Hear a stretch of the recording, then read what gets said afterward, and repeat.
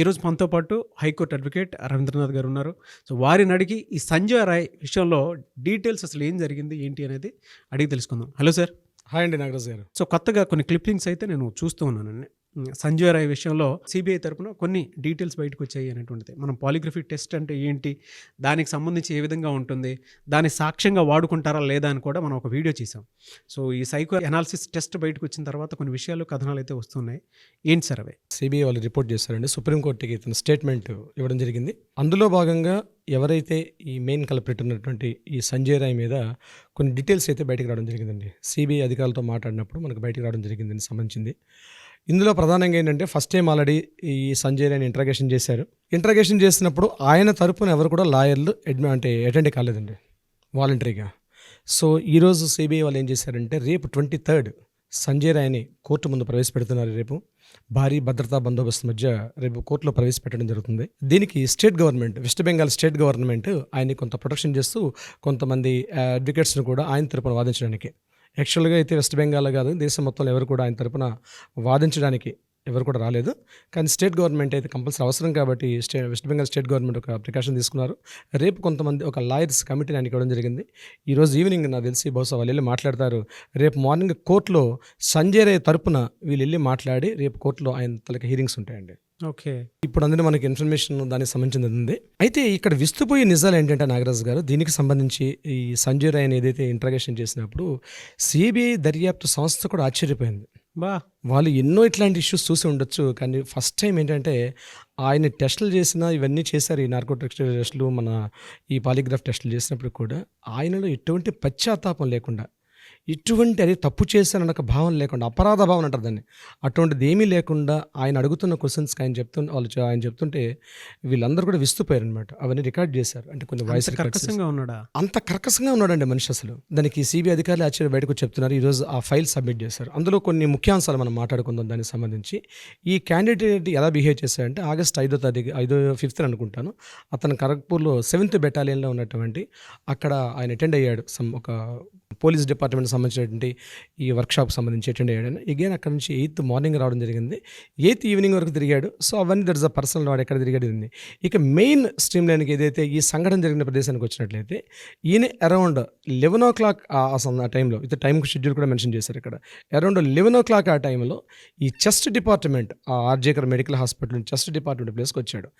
ఎప్పుడైతే ఈయన అక్కడ ఉన్నాడో అదే టైంలో కూడా ఈ విక్టిమ్ బాధితురాలు, ఈయనతో పాటు 4 జూనియర్ డాక్టర్లు, వీళ్ళందరూ కూడా కలిసి ఆ ప్లేస్కి వచ్చారు. అక్కడ first time 11 o'clock CC footage ప్రకారం చెప్పాడంటే 11 o'clock వీళ్ళు ఫేస్ టు ఫేస్ అయ్యారు. అక్కడ ఫస్ట్ టైం ఆయన చూసింది అక్కడ ఈ ప్లేస్లో. అగైన్ 11 o'clock చెస్ట్ డిపార్ట్మెంట్ నుంచి మళ్ళీ వెనక్కి వచ్చేసాడు.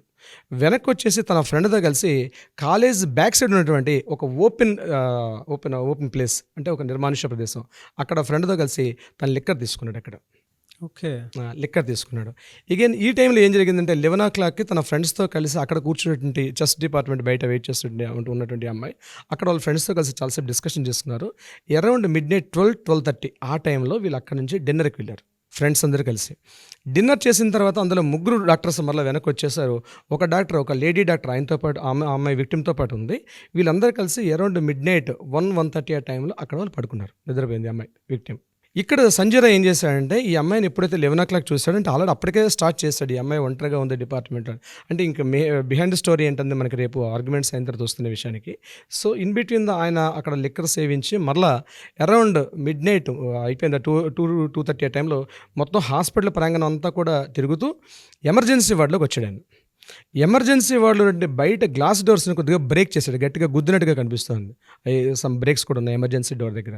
అయిపోయిన తర్వాత మళ్ళీ ఒక స్టిక్ పట్టుకుంటూ బయటకి ఆయన రోమింగ్ చేసుకున్నాడు. అతను ఉన్నటువంటి అవుట్ పోస్ట్ దగ్గర ప్రదేశం తిరిగి మళ్ళీ చెస్ట్ డిపార్ట్మెంట్ దగ్గరికి అరౌండ్ 1:30 to 2 o'clock ఆ టైంలో మళ్ళీ చెస్ట్ డిపార్ట్మెంట్ ఆ సెక్షన్ దగ్గర ఆయన కనిపించాడు. అక్కడి నుంచి మళ్ళీ వెనక్కి వచ్చి 2:30 ఆ ప్రాంతంలో తను వెళ్ళి కాసేపు నిద్రపోయాడు ఎక్కడైతే అవుట్ పోస్ట్ ఉన్న ప్రదేశంలో.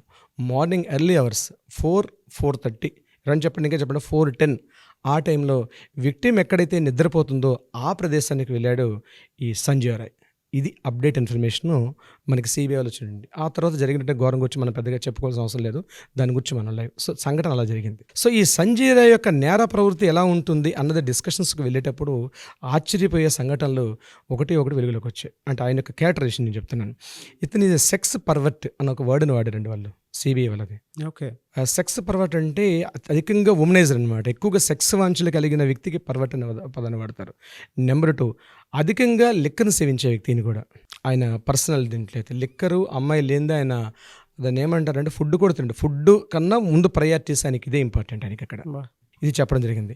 స్టేట్ గవర్నమెంట్ ఏదైతే police department local police Calcutta police department వాళ్ళు అక్కడ ఉన్న సంఘటన స్థలాన్ని దర్శించి అక్కడ ఉన్న ఎవిడెన్సెస్ తీసుకున్నారు. అట్ ద సేమ్ టైం అయితే వాళ్ళే కదా అరెస్ట్ చేసింది ఫస్ట్లో. ఈ అరెస్ట్ చేసిన తర్వాత అది తెలిసిందంటే ఆయన యొక్క చేతి గోళ్ళలో ఈ విక్టిమ్ యొక్క శరీరంలో ఉన్నటువంటి పైన స్కిన్ పార్ట్స్ కొన్ని హెయిర్ చిన్న hairs at the same time blood parts ఇవన్నీ కూడా ఉన్నట్టుగా అవన్నీ సేకరించి స్టేట్ గవర్నమెంట్ పోలీసులు అంటే లోకల్ పోలీసులు వీళ్ళు కూడా ఎవిడెన్సెస్ ఆయనకి ఇవ్వడం జరిగింది. ప్రత్యేకంగా ఈ టెస్ట్ విషయానికి వస్తే ఆయన చేసినటువంటి అసలు హృదయ విదారకం అండి. అట్లాంటి వ్యక్తుల్ని నేనేమంటానంటే డిపార్ట్మెంట్లో తీసుకునేటప్పుడు ఇట్లాంటి టెస్టులు చేసి తీసుకుంటే మంచిదేమనుకుంటాను. ఎందుకంటే డిపార్ట్మెంట్లో అట్లాంటి వ్యక్తులు ఉండడానికి ఎట్టి పరిస్థితిలో ఉండకూడదండి. ఇలాంటి దారుణాలు జరుగుతాయి అట్లాంటి వ్యక్తులు ఆ డిపార్ట్మెంట్ ఉండడం వల్ల. మళ్ళీ వాడు ఒక సివిక్ వాలంటీర్, పేరుకి సివిక్ వాలంటీర్ అని చేసేది. ఇలాంటి దురదృష్ట సంఘటనలు ఇలా జరుగుతుంటాయి. వాళ్ళ పేరెంట్స్ని కూడా మాట్లాడారు. పేరెంట్స్తో మాట్లాడితే ఈయన యొక్క నేర ప్రవృత్తి ఇదే కాదు, ఆల్రెడీ ఇంతకు ముందు కూడా ఇట్లాంటి రేప్స్లో డైరెక్ట్గా పార్టిసిపేట్ చేశాడట ఆయన. ఆ రోజు ఈవినింగ్ కూడా అరౌండ్ 6:30, 7 o'clockకి వీళ్ళు చుట్ల అన్నటువంటి ఒక ప్రాంతం ఒక వేశ్యావాటికి వెళ్ళి అక్కడ జటలు వస్తూ కూడా అక్కడ ఉన్నటువంటి ఒక రోడ్డు మీద వెళ్తున్న ఒక అమ్మాయిని కూడా వాళ్ళు గట్టిగా ఏదో టీజింగ్ చేశాడు. అయితే ఆ అమ్మాయి గట్టిగా హార్ష్గా తిట్టడంతో ఆ అమ్మాయిని తిట్టడంతో వీళ్ళు బయటకు వచ్చేసారు. ఆ అమ్మాయిని కూడా వీళ్ళు మాట్లాడడం జరిగింది. అంటే సిబిఐ ఇంటరాగేషన్స్ చాలా పవర్ఫుల్గా ఉంటుందండి. ఈచ్ అండ్ ఎవ్రీ కీ పాయింట్ని కూడా వాళ్ళు అబ్జర్వ్ చేస్తారు. సంజయ్ రాయ్ మీద కంప్లీట్ థరో రిపోర్ట్ నాకు తెలిసి ఆల్రెడీ కంప్లీట్ అయిపోయిందండి. రేపు అక్కడ కోర్టు హీరింగ్స్కి అయితే ఈయన సబ్మిట్ చేశారు కాబట్టి కలకట్టా హైకోర్టులో ఆ హీరింగ్స్లో ఏం జరుగుతుంది ఎట్లా అంది మనం రేపు అప్డేట్లో మనం తెలుసుకునే అవకాశం అయితే ఉంటుంది. నాగరాజ్ గారు కేవలం సెక్స్ పర్వర్ట్ ఒకటే కాదండి నాగరాజ్ గారు, ఇతనిలో జంతు ప్రవృత్తి అంటే యానిమల్ ఇన్స్టింక్ట్స్ కూడా అటువంటి యాటిట్యూడ్స్ ఉన్నటువంటి వ్యక్తి. చూసారా అమ్మాయిల్ని అట్లా చూసేటప్పుడు ఇంకా ఆగలేరు అనమాట. కొంతమంది కంట్రోల్ చేసుకుంటారు, కంట్రోల్ చేయకుండా అక్కడ ఉంటే బాగుంటుంది కంట్రోల్ చేసుకోవడం. మృగం కామవాంఛ దిగ్గగా ఉన్నటువంటి వ్యక్తి అనమాట. అంటే తన వాంఛ కోసం అవతలవన్నీ ఏమైనా చేసేస్తాడు. తల్లి చెల్లి అక్క ఇటువంటి కల్చర్స్ ఒక బ్రూత్లెస్ ఫెలో అనమాట. హీజ్ జస్ట్ ఇట్లాంటి వ్యక్తిని ఆ కాలేజీలో ప్రిన్సిపాల్ ఇన్ని సంవత్సరాలుగా ఎట్లా కంటిన్యూ చేస్తున్నాడు అంటే నా ఉద్దేశం నేనేమనుకుంటున్నా అంటే తెలుసు కాలేజీలో యాజమాన్యానికి కూడా ఇతని విషయం తెలుసు. ముందు రోజు ఏదైతే 4:30, 5 o'clock ఎప్పుడైతే ఈ అమ్మాయి వెళ్ళి కలిసిందని ఆల్రెడీ ప్రిన్సిపాల్ రూమ్లో ఇంటరాగేషన్ ఏదో ఒక డిస్కషన్ జరిగింది సందీప్ ఘోష్కి ఈ అమ్మాయికి ఈవినింగ్ అరౌండ్ 4:30, 5 o'clock. ఆ విషయం మీద ఇప్పటికీ వాళ్ళు రిలీజ్ చేయట్లేదు, కానీ నాకు తెలిసి ఈ విషయం రేపు రివీల్ అవుతుందండి. నాగరాజ్ గారు క్యాంబిన్లో ఏం జరిగింది, ప్రిన్సిపాల్ రూమ్కి ఈ అమ్మాయి వెళ్ళింది, ఏదో ఒక హార్ష్ డిస్కషన్ జరిగింది. అక్కడ ఈవినింగ్ హార్ష్ డిస్కషన్ జరగడం, ఇట్లాంటి ఒక క్రూర మృగాన్ని తను ప్రేరేపించాడు ఆ సందీప్ ఘోష్ అనే వ్యక్తి ఆ కాలేజీ ప్రిన్సిపాల్. అంటే ఇది ఫస్ట్ టైం కాదు కదా ఆ కాలేజీలో ఇట్లాంటి ఇన్సిడెంట్ ఇన్సిడెంట్ జరుగుతుంది. దాన్ని సూసైడ్గా కన్వర్ట్ చేసి దాన్ని క్లోజ్ చేసేస్తున్నారు. అలా చేసేద్దాం అనుకున్నాడు బహుశా సందీప్ ఘోష్. బహుశా అట్లాంటి యాక్టివిటీస్కి ఈ యొక్క క్రూరమృగమైనటువంటి ఈ సంజయ్ అనే వ్యక్తిని వాడుకుంటొచ్చు బహుశా. ఇట్లాంటి వాళ్ళు ఇంకెంతమంది ఉన్నారు ఆ కాలేజీలో బహుశా. అంటే సార్ మీరు చెప్పే దాన్ని బట్టి ఇమోషన్స్ కూడా లేనటువంటి మనిషి, నెక్రోఫిలియా క్యారెక్టరిస్టిక్స్ ఉన్నటువంటి మనిషి. ఎగ్జాక్ట్లీ అండి, కరెక్ట్ వర్డ్ నెక్రోఫిలియా ఉన్నటువంటి అటువంటి వ్యక్తి అనమాట. బహుశా అది కూడా మనం అనుకున్నాం. అది ఫైనల్ రిపోర్ట్ రివీల్ చేసినప్పుడు మనకు తెలుస్తుంది అది ఉందా లేదనే విషయం గురించి మనం మాట్లాడాలంటే. అంటే నెక్రోఫిలియా అంటే నేను చెప్పొచ్చు నాగరాజు గారు రివీల్ చేసే తెలుగులో?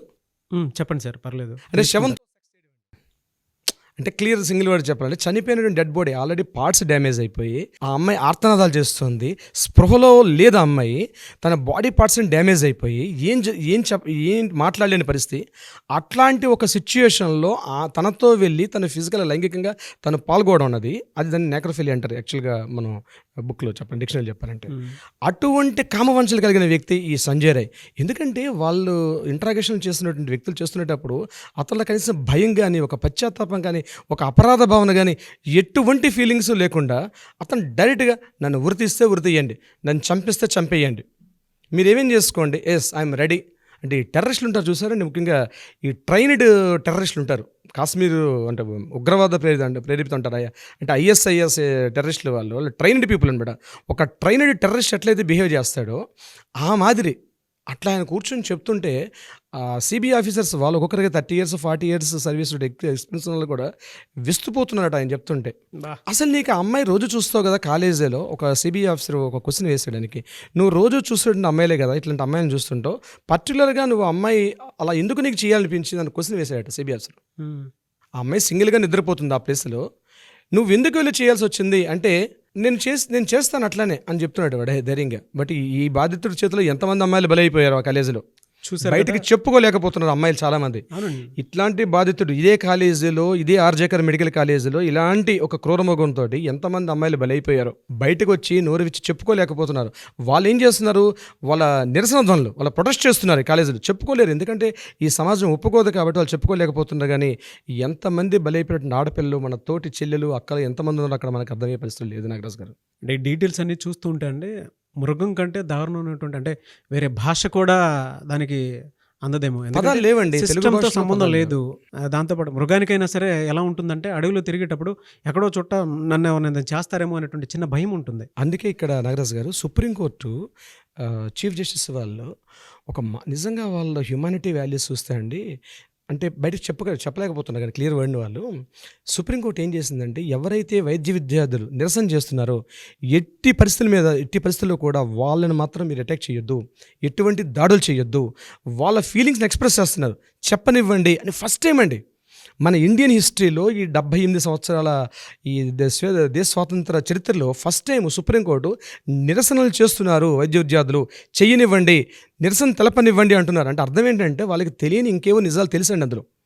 ఇప్పుడు వాళ్ళ గొంతులు నొక్కినట్టయితే ఏం చేస్తారండి, ఇంకో రకంగా వాళ్ళు రిటార్ట్ అవుతారు. వాళ్ళు సిచ్యువేషన్ గట్టిగా ప్రెస్ చేసే సొసైటీ మీద ఆ ఇంపాక్ట్ వేరే విధంగా ఉంటుంది. లాస్ట్ ఫైనల్గా ఈరోజు చెప్తూ కూడా ఒక మాట చెప్పిన విజయ్ వాళ్ళు ఏం చేశారంటే లాస్ట్ 13 డేస్ నుంచి ఎయిమ్స్లో ఉన్న డాక్టర్స్ అందరూ కూడా టోటల్గా వాళ్ళ యాక్టివిటీస్ అని పక్కన పెట్టి రోడ్డు మీద ధర్నాలు చేస్తున్నారు. ముందు మీరు వెళ్ళి డ్యూటీస్లో జాయిన్ అవ్వండి, మీకు చిట్ట న్యాయం ఏదాకా మేము చూసుకుంటాం అని ఈరోజు సుప్రీంకోర్టు భరోసా ఇచ్చింది. సో దీని మీద వీళ్ళు ఏం చేస్తారన్నది మనకి ఈవినింగ్ వరకు రిపోర్ట్ వస్తుంది. మనం అప్డేట్లోకి వెళ్తాం నాగరాజు గారు. యానిమల్ని మించినటువంటి బిహేవియర్ కనిపిస్తుంది అని చెప్పేసి ఎప్పుడైతే కోర్టు మాట్లాడటం జరిగిందో వాటి మీద మేము స్పందించడం జరిగింది. ఎందుకంటే ప్రతి ఒక్కరికి ఆ ఎమోషన్స్ ఎలా ఉన్నాయంటే అంత దారుణంగా ఉండేటువంటి మనుషులు కూడా ఉంటారా అని ఆశ్చర్యం కలిగించేలా ఉన్నాడు అనమాట అతను. కోర్టులో జరిగినటువంటి కొన్ని విషయాలే మేము మీతో డిస్కస్ చేసేది, ఇంకొన్ని బయటికి రానటువంటి విషయాలు కూడా కొన్ని ఉండుండొచ్చు. ఎందుకు అని అంటే ఎమోషన్స్ ఇంకా హై లెవెల్లో పెరుగుతూ ఉంటాయి మనకి. అలాంటి దారుణమైనటువంటి ఇన్సిడెంట్ ఇది. త్వరగా ఇన్సిడెంట్కి సంబంధించినటువంటి జస్టిస్ రావాలని మాత్రం కోరుకుందాము. ఈ అప్డేట్ ఏ విధంగా అనంటే మీరు ఇచ్చేటువంటిది సొసైటీలో ఇంకొకటి ఈ విధంగా జరగకూడదు. అట్ ద సేమ్ టైం ఇలాంటి మనుషులు మాత్రం మన కంటి ముందు కనిపించకుండా ఉండేలాగా జస్టిస్ జరగాలి అనేటువంటిదే ప్రధాన లక్ష్యంగా పెట్టుకుని ముందుకు వెళ్దాము. సో మీరు మాతో పాటు కామెంట్స్ రూపంలోనూ లేదంటే ఏ రూపంలో చూసుకున్నా కూడా మాకు డేటాను మాత్రం డెఫినెట్గా ఏది మంచి అనేది కూడా సజెస్ట్ చేస్తూ ఉండండి. నేవేస్ థ్యాంక్ యూ అండి. Thank you so much Ravindranath garu. Thank you so much Nagaraj గారు.